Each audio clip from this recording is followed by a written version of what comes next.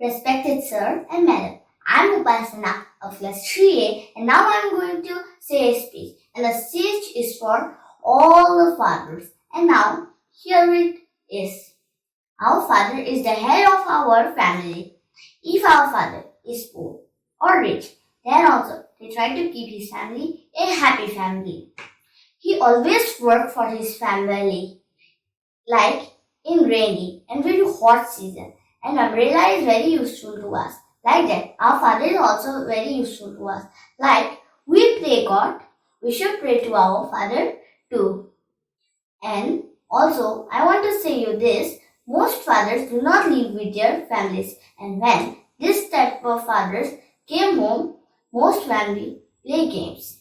It's like a festival for our father because I am one of them. So I wish you and my father a very happy Father's Day. Thank you.